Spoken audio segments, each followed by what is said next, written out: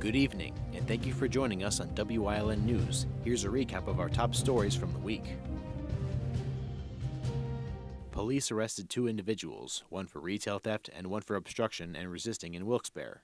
On Saturday, January 10th, police were called to a retail theft at JCPenney in the Wyoming Valley Mall. 20-year-old Carl Andrew Sliak was detained by JCPenney Loss Prevention for shoplifting, but fled before police arrived. When police were looking around the area, they saw Sliak walking with another man on Mundy Street. Both of them refused to comply with police to stop. As police approached them on foot, 20-year-old Emmanuel D. Davis attempted to block Carl from the police crew and blocked them from attempting to catch Sliak. As police detained both males, they resisted arrest but were ultimately taken into custody. Sliak is being charged with retail theft, resisting arrest, and other charges. Davis is being charged with obstruction to law enforcement and resisting arrest.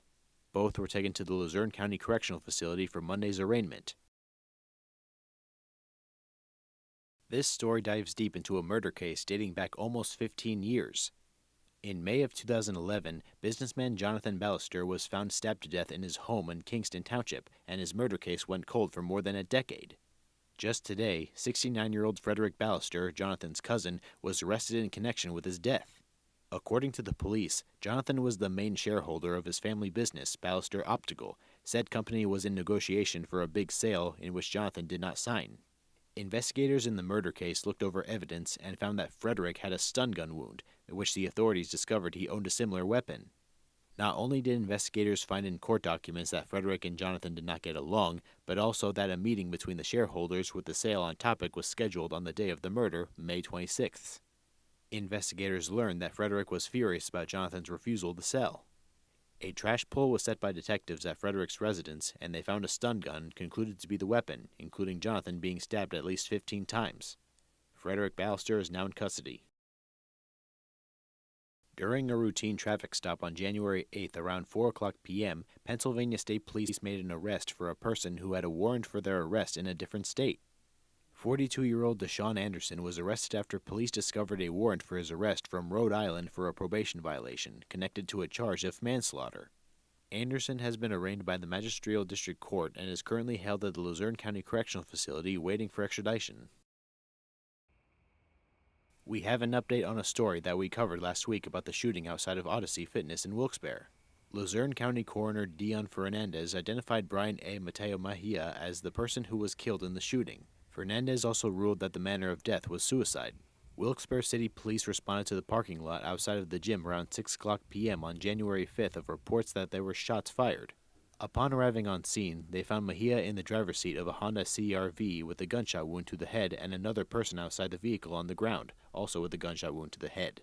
They were both taken to the hospital where Mejia had been pronounced dead and the woman passenger underwent surgery.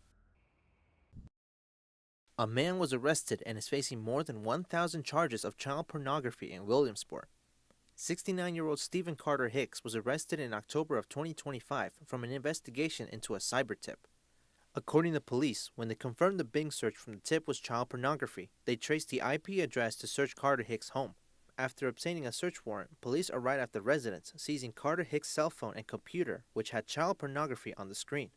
According to court documents, Carter Hicks told police that he began watching child pornography about 30 years ago after his divorce. Police found a total of 1,142 child pornography images and videos on his devices. Carter Hicks was charged and scheduled to plead guilty to 23 charges, but police requested on January 8th that he should face more charges based on further evidence they found. He is currently in the Lycoming County Prison. The Luzerne County has reached an agreement to sell the Broad Street Business Exchange building in Hazleton. According to the council, they unanimously approved the resolution to sell the building for $2.4 million. The resolution authorizes the sale to New York-based YMFS Family Partnership, which submitted the only bid for the building in December. The building, located at 100 West Broad Street, was owned by the county after the former owner failed to repay county loans of $1.8 million and couldn't pay property taxes. Multiple tenants are renting space from the building, such as a karate studio, a coffee shop, a tag and title business, a Head Start program, an insurance business, a design company, 2 law offices, and the Luzerne County Community College being the anchor tenant. According to the division head of budget and finance, Mary Rochelle, said that she's hoping the sale closed by the end of February. Built in 1934, the building has 4 floors, a basement, and 44,480 square feet in space. A Scranton man is facing charges after stealing from his job on multiple occasions. The Butler Township Police have arrested 61-year-old Daniel Brennan with felony retail theft from his workplace, Best Cigar Prices and Pub. After reviewing camera footage, Brennan can be seen hiding inventory in his travel case on 5 occasions during July and August. He stole more than 600 cigars, accessories, and company apparel. The total loss in theft came to a total of $9,055, despite being employed for only a short period of time. Brennan was arraigned and his bail was set at $20,000 and a preliminary hearing is scheduled. Coming up on WILN News, we check in with PA State Representative Dane Watrow on Watrow's Weekly Update.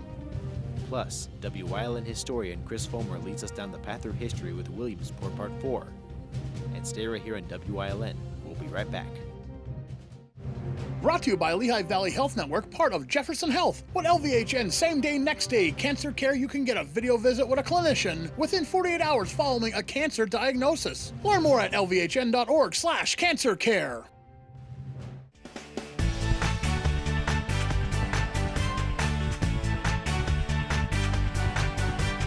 My name is Andy and tomorrow it's going to be snowy.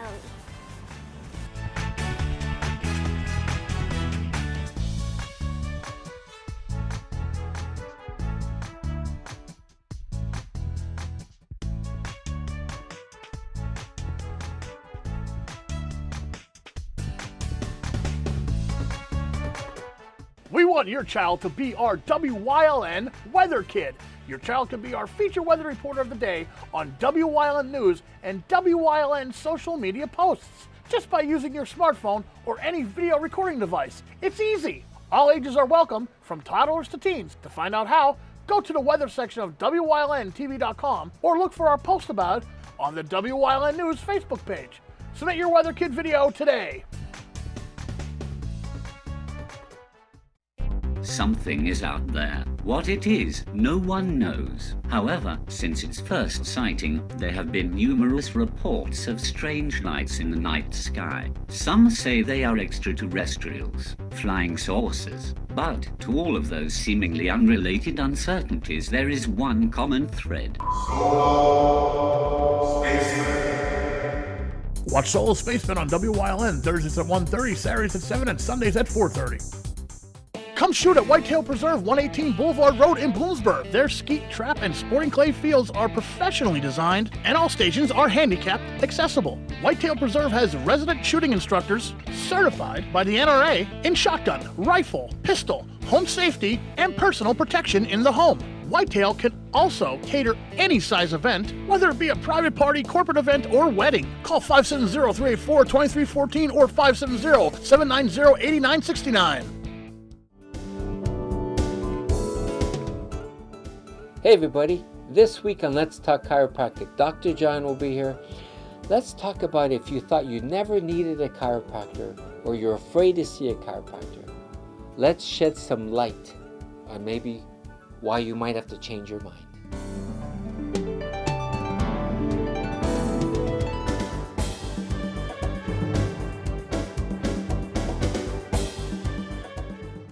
When you see news happening in your neighborhood, call WYLN News at 570-459-1869 or email us at news@WYLNTV.com or send us a message on social media through Facebook. WYLN, we're your local network.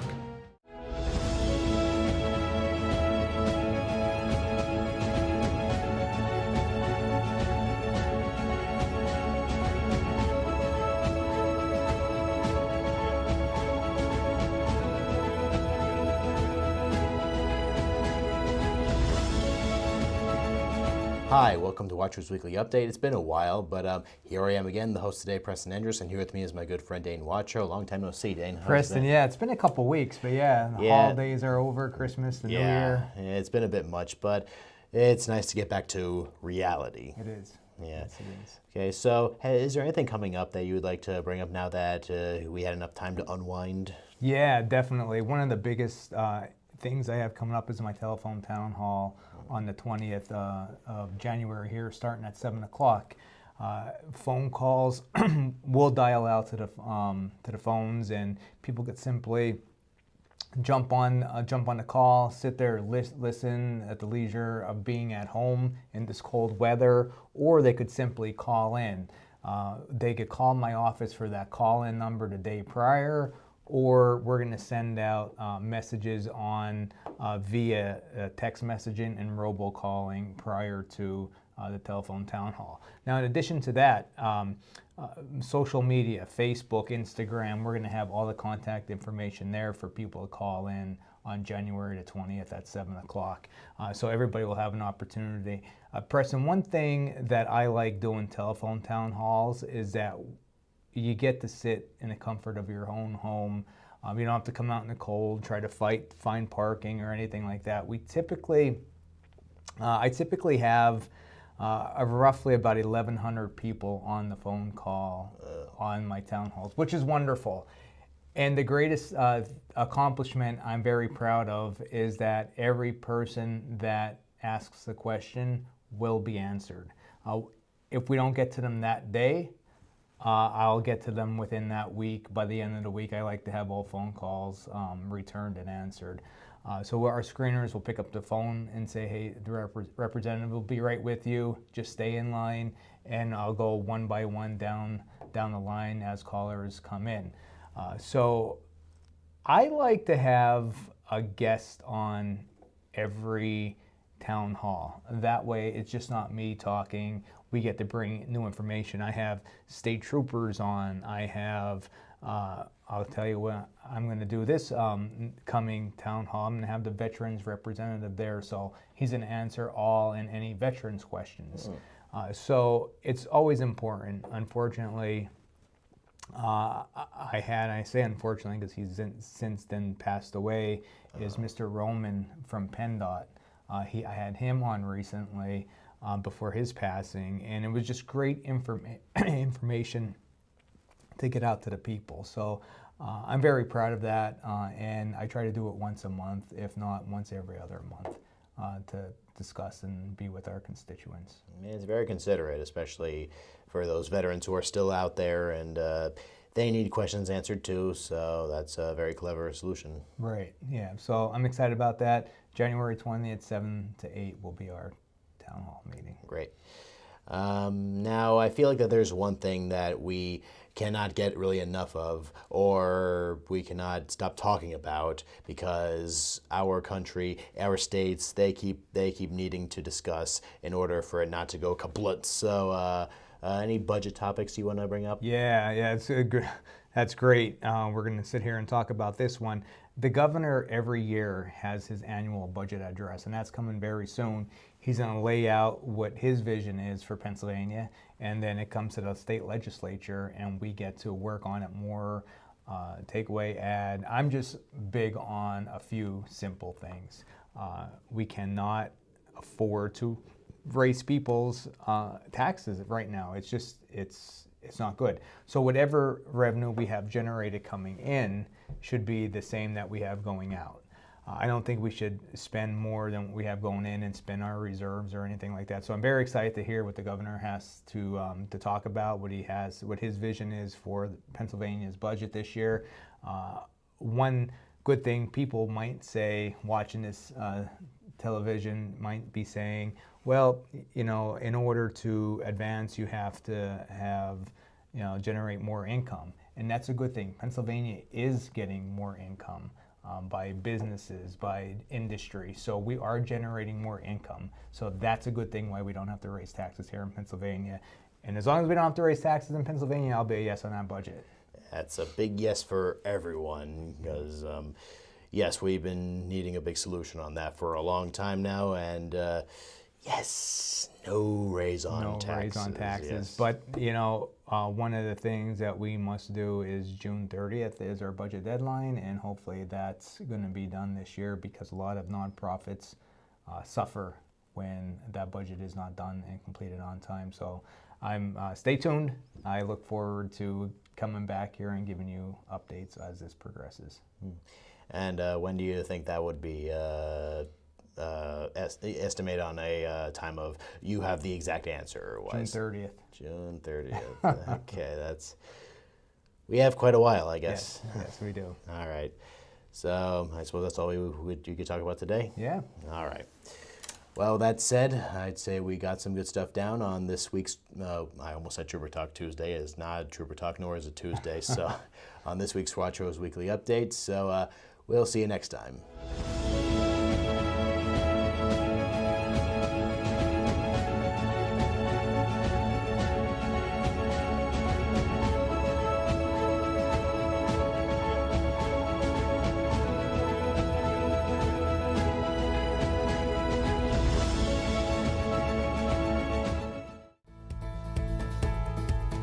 Hi everybody, I respect your time. Thank you for tuning in. This is Dr. John Degenhardt. I can't believe I've been a chiropractor now for 45 years. We started doing these TV shows about 35 years ago. I just feel even to this day, people are afraid of chiropractors. So I'm always here to shed some light on what chiropractic is. On today's show, nobody's with me. We're going to talk about car accidents.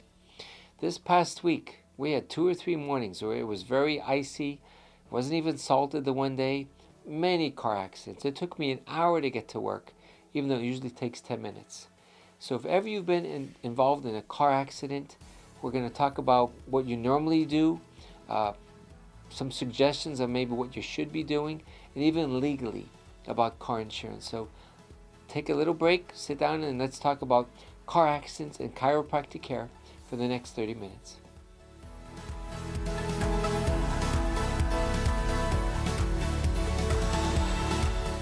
It's cold out there. Call S.J. Kowalski for the best products and solutions to help lower your energy costs and keep your family safe and comfortable this winter. Our professional team has unparalleled experience with all the latest innovative types of heating systems. We're a Lennox Premier dealer, installing high-quality equipment, providing the ultimate experience in comfort and climate control while being energy efficient. S.J. Kowalski, heating and cooling the way the earth intended.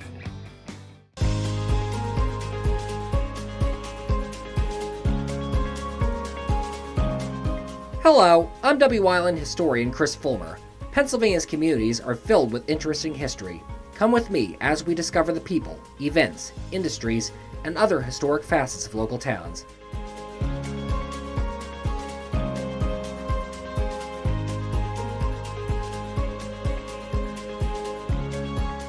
Wyln TV 35 is expanding and is on the hunt for a dynamic salesperson to join our vibrant team. If you've got the passion and the drive, we want to hear from you. Send your resume to the email displayed on your screen. Don't miss this great opportunity. Cooking rice just isn't nice. Hi, Chef Daniel Green here with Rice Robot, the 1, 2, 3 rice cooker. Watch. 1 add the white cup for rice, 2 add the blue cup for water, 3 click it and let Rice Robot perfectly cook it. The secret is perfect cook technology that surrounds the rice with controlled heat for even cooking. Then Rice Robot senses when it's done, auto stops and keeps it warm to serve. It won't burn, overcook or undercook, guaranteed. And rice is just the beginning. Make mac and cheese, frittatas, oatmeals, soups and stews, even ramen dishes. And with a ceramic ultra non-stick interior, cleanup's a breeze. Get the complete Rice Robot cooking system with the steamer tray and 1, 2, 3 recipe guide, all for just $39.99. It comes with a 90-day money-back guarantee. We'll even ship your entire order free. Order now.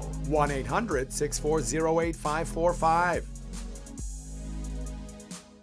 Attention, WYLN viewers. WYLN TV can now be seen on the Hazleton Service Electric Cablevision HD tier, channel 507, and over the air at 35.1. WYLN, we're your local network.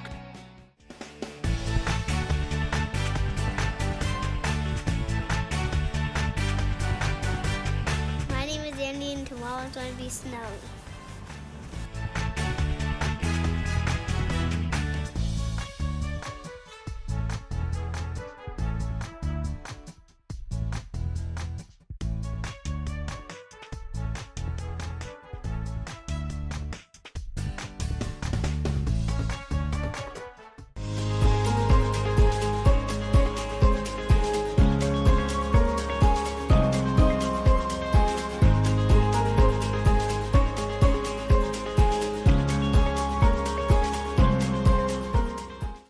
While Sylvandale Park closed to Williamsporters at the beginning of the 1930s, other amusement parks in the area would fill its void.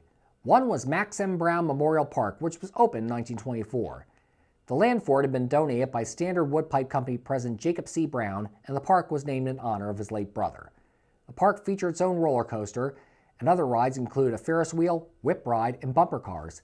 A baseball diamond was added in 1926, and other non-ride amenities would include a dance hall, skating rink, tennis courts, and a swimming beach. Memorial Park also featured a zoo from the late 20s until it was destroyed in a fire in 1936. While the rides have since been removed, Memorial Park is still in use as a municipal park today, for Williamsport, complete with its own pool. Another Williamsport area amusement park would open along Lycoming Creek on August 8, 1931. It was owned and operated by sisters Beatrice, Henrietta, and Victory Baumgart, who had previously owned a roller skating rink at Sunbury's Island Park. A contest was held to name the new park, and the winning entry of Sunset Park was given by 15-year-old Ruth Sadler of Williamsport's Newberry section and 9-year-old Betty Bratzler of Montgomery. Both girls split a $50 prize. The opening festivities of the park including a hot air balloon demonstration, an orchestra, and fireworks, as well as parachute jumps all week by Miss North Carolina Patricia Holderness. Guests to Sunset Park could ride numerous attractions, from an airplane ride to a carousel to a whip to a Ferris wheel. A 2,000-foot-long beach, skating rink, and picnic pavilions were also on the property. Numerous famous band leaders would play shows at the park over the years, from Ozzie Nelson to Benny Goodman to Guy Lombardo. Sunset Park closed in the early 1950s, and a Wise store stands on the property today. Living along the Susquehanna's West Branch always put Williamsport residents at the mercy of the river during floods. And one of the worst in the city's history struck on March 17th and March 18th, 1936. 4 inches of rain fell throughout the state after a quick warm-up, which quickly melted a heavy snowpack in the Williamsport area.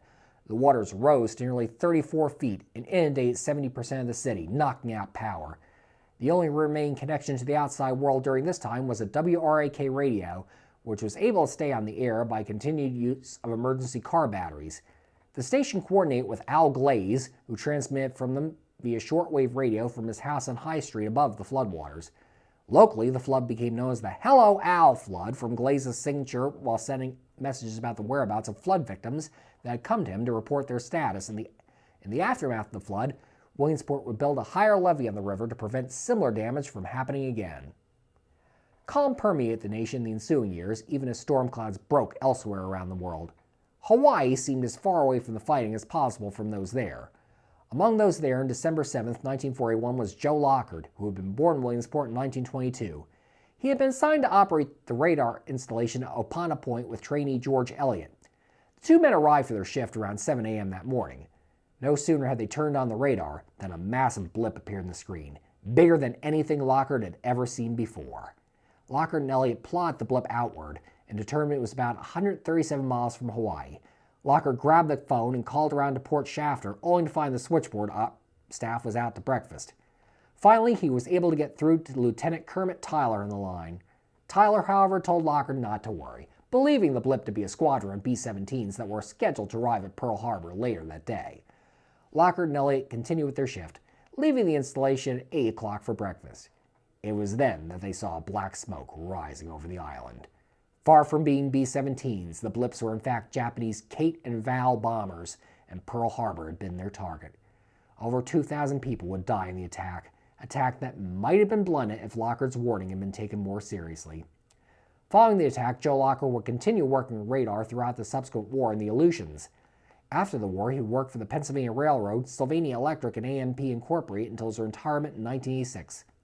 Joe Lockard died in 2012 and rests today in Harrisburg's Blue Ridge Memorial Gardens.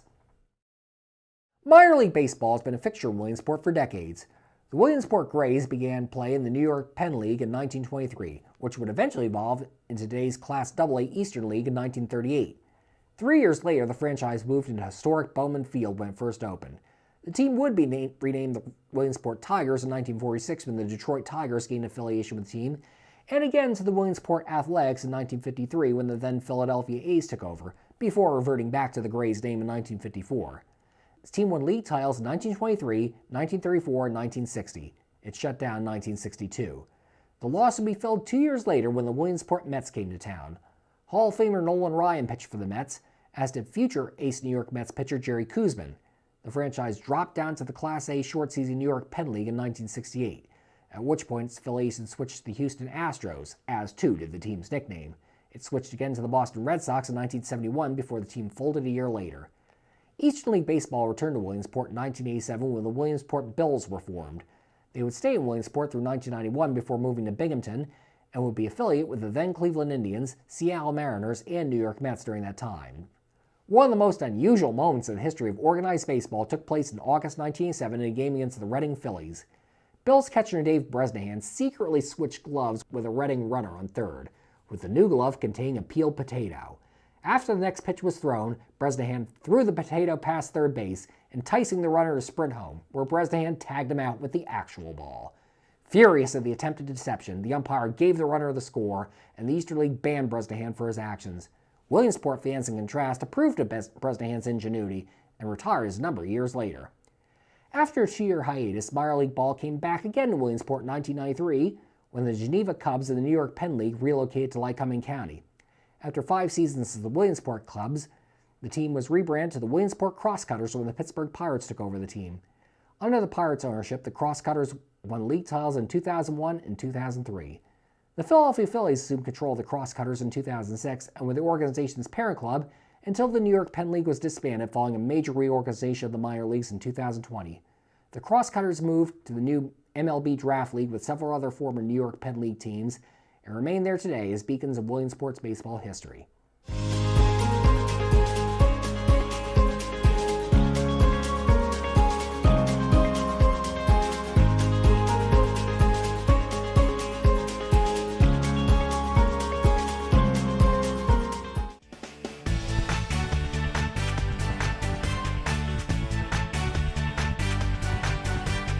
My name is Andy and tomorrow it's going to be snowy.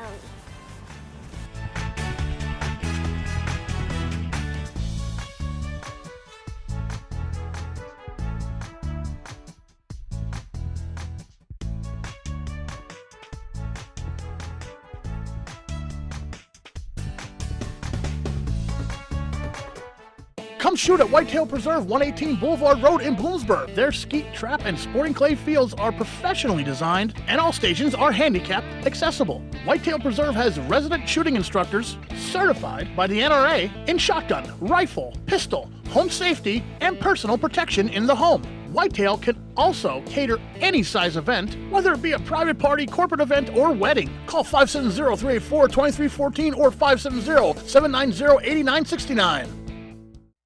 Something is out there. What it is, no one knows. However, since its first sighting, there have been numerous reports of strange lights in the night sky. Some say they are extraterrestrials, flying saucers. But to all of those seemingly unrelated uncertainties, there is one common thread.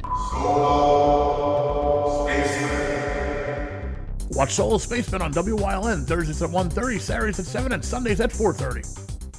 Are you looking for a trustworthy publishing company to publish your book? One that understands the process and upholds Christian values in its business practices? Introducing Covenant Books, an author-friendly publisher who shares your beliefs and wants to publish your story. Call us today to get a free author packet to help get you started. We realize your book is unique, personal, and written with a higher purpose. That's the content we're looking for. We provide authors freedom and flexibility throughout the publishing process with professional book editing, award-winning design, and some of the highest royalty structures in the industry. Covenant distributes and sells your book online and in bookstores everywhere. We convert your book in ebook format and sell it on Amazon, Apple iTunes, and to these distributors. Our authors love us. So if you've written a biography, a devotional, a memoir, self-help, or any genre, we can help. Be like these authors and get your book published and sold today. Call right now for your free writer's guide. 1-800-215-3680.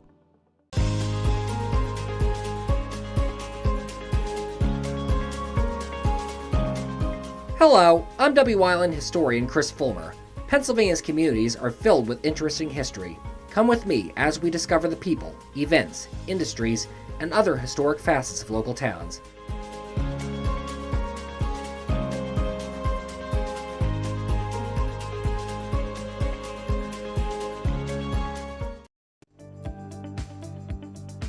You're watching WYLN TV 35,